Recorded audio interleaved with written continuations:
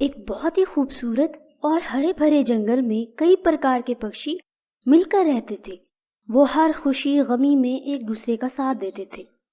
سارے پکشی آج صبح صبح اکٹھے ہو گئے تھے تو کبوتر بولتا ہے، ارے سب کو پتہ ہے کہ موہنی چڑیا نے کل سب پکشیوں کو دعوت پر بلایا ہے، اور سنا ہے وہ اپنے ہاتھ سے بنا ہوا حلوہ بھی کھلائے گی۔ بھائی میں تو ضرور جاؤں گا، موہنی حلوہ بہت ہی بڑھیا بناتی ہے۔ واہ بھائی، مطلب کل بہت مزہ آنے والا ہے۔ اچھا ہے نا، میں سکون سے اٹھوں گا، مجھے بھوجن بھی ڈھونڈنے نہیں جانا پڑے گا۔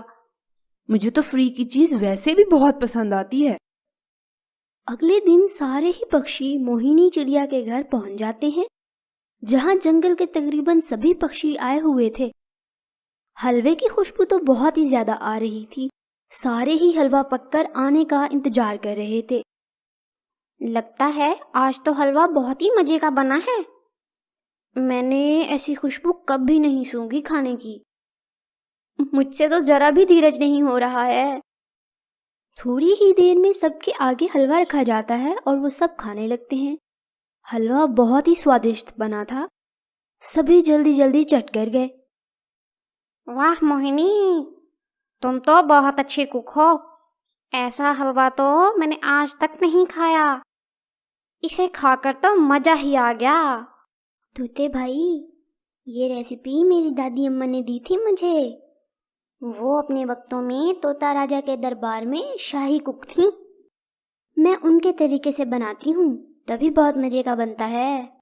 سارے ہی پکشی موہنی کا دھنیہ واد کرتے ہیں کہ اس کے کارن انہوں نے اتنا مزے کا حلوہ کھایا۔ سب حلوہ کھا کر اپنے اپنے گھر کی راہ لیتے ہیں۔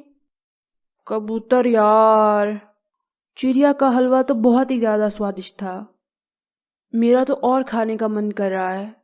ایسا کرتا ہوں موہنی سے اس کی ریسیپی پوچھ کے آتا ہوں، وہ ہمیں بھی دے دے تاکہ ہم بھی بنا لیں اپنے لیے۔ اس کی ریسیپی مجھے پتہ ہے، اس میں کئی پرکار کے پھل، جڑی بوٹیاں اور بھی بہت ساری چیزیں پڑتی ہیں۔ اگر ہم وہ سب لے آئیں نا تو حلوہ تو میں بھی بنا سکتا ہوں۔ ٹھیک ہے، پھر ہم لوگ کام بانٹ لیتے ہیں نا۔ میں پھل لے آتی ہوں، کبوتر تم جڑی بوٹیاں لے آنا، اور کالو تم لکڑیاں جمع کر لو، پھر ہم مل کر حلوہ بنا لیں گے۔ ٹھیک ہے، تم دونوں پھل اور جڑی بوٹیاں لے آؤ، میں تھوڑی دیر تک لکڑیاں لے آؤں گا۔ چڑیا اور کبوتر وہاں سے حلوے کے لیے سامان لینے چلے جاتے ہیں اور کوا وہیں بیٹھا رہتا ہے۔ بھلا اب میں کہاں سے لکڑیاں ڈھونڈتا پھروں؟ یہی لائیں گے لکڑیاں بھی، میں بہانہ بنا دوں گا میری طبیعت نہیں ٹھیک، اور بعد میں جب حلوہ کھانے کی باری آئے گی تو سارا چٹ کر جاؤں گا۔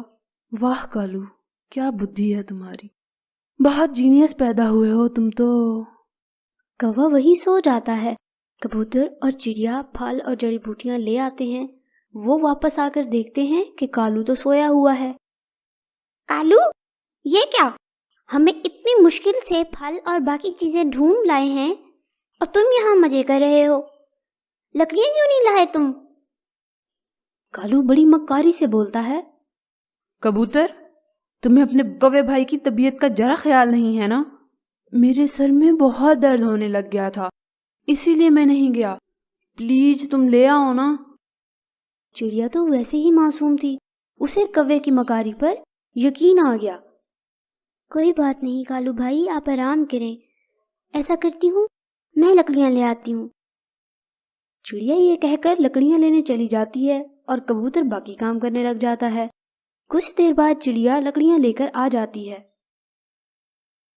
لو جی، اب میں بنا کر کھلاؤں گا تم سب کو بہت ہی سوادشٹ حلوہ، پھر تم سب کہتے پھرو گے کہ واہ کبوتر، تمہارا تو اپنا ہوٹل ہونا چاہیے تھا۔ کبوتر حلوہ بنانا شروع کرتا ہے کہ اس کی خوشبو اتنی تیز تھی کہ کوے سے رہا نہ گیا اور بولا، ارے اور کتنی دیر لگے گی اس کے بننے میں؟ مجھ سے تو ذرا انتظار نہیں ہو رہا۔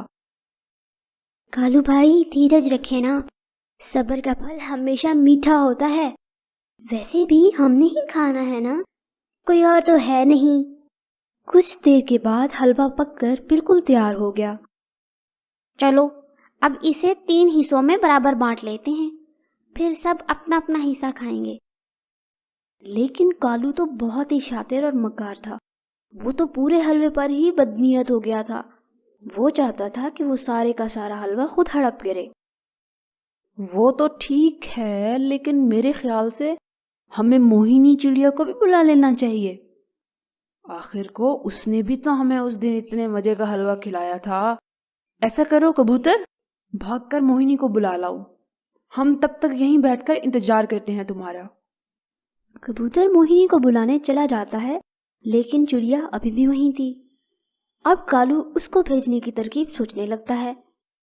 جاؤ ببلی، بنٹی کو بھی لے آؤ، وہ بھی حلوہ کھا لے گا، اتنے مزے کا بنا ہے، اسے بھی اچھا لگے گا پھلوں کا حلوہ کھا کر۔ چڑیا کو کیا پتا تھا کہ کالو اسے بھیج کر حلوہ کھانا چاہتا ہے۔ وہ اس کی باتوں میں آ گئی اور بنٹی کو بلانے چلی گئی۔ جیسے ہی دونوں جاتے ہیں، پیچھے سے کالو جلدی جلدی سارا حلوہ کھانا شروع کر دیتا ہے۔ ادھر کبوتر موہنی کو لینے اس کے گھر پہنچ جاتا ہے۔ موہنی دیدی، ہم سب نے مل کر آپ والا حلوہ بنایا ہے، سوچا آپ کو بھی کھلائیں۔ آپ نے بھی تو ہمیں اتنے مزے کا کھلایا تھا نا؟ ہاں ہاں، چلو، تم نے جڑی بوٹیاں کہاں سے لائی تھی؟ وہ تو بہت مشکل سے ملتی ہیں۔ ہمارے گھر کے پاس بہت زیادہ ہیں، وہاں سے لی تھی میں نے، ابھی بھی کافی ہیں وہاں پر۔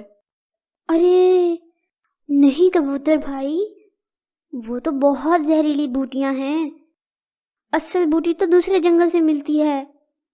کسی نے وہ حلوہ کھایا تو نہیں نا؟ تو نہیں، میں تو چڑیا اور کالو کو پیچھے چھوڑ کر آیا تھا۔ جلدی چلو، کہیں کالو اور چڑیا کھا نہ لیں، ہمیں جلدی سے جا کر ان کو بتانا ہوگا کہ حلوہ نہ کھائیں۔ کبوتر اور موہنی جلدی سے اڑ کر کبوتر کے گھر پہنچ جاتے ہیں، لیکن وہ کیا دیکھتے ہیں کہ حلوے والا برتن خالی تھا اور سائڈ پر کالو مرا ہوا پڑا تھا۔ وہ حلوہ زہریلا تھا اور اوپر سے کالو نے اسے سارا ہی کھا لیا تھا۔ اس کالو سے بھی نا 2 منٹ صبر نہیں ہوا، اور اب دیکھو اپنے لالچ کی وجہ سے اپنی جان سے ہاتھ دھو بیٹھا ہے۔ اس نے مجھے اسی لیے بھیجا ہوگا کہ یہ خود کھا سکے سارا کچھ۔ چڑیا بھی بنٹی کو لے کر وہاں آ گئی، لیکن آگے تو منظر ہی کچھ اور تھا۔ کبوتر چڑیا کو سب بتا دیتا ہے اور یوں کالو کو اپنے لالچ اور بدنیتی کی سزا وہیں مل جاتی ہے۔ تو اس سٹوری سے ہمیں کیا سیکھ ملتی ہے؟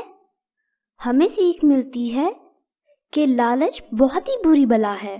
لالچ میں سمجھنے کی شکتی کم ہو جاتی ہے اور ہم اپنا ہی نقصان کر بیٹھتے ہیں، جیسے کالو نے لالچ میں آ کر اپنی ہی جان گنوا دی۔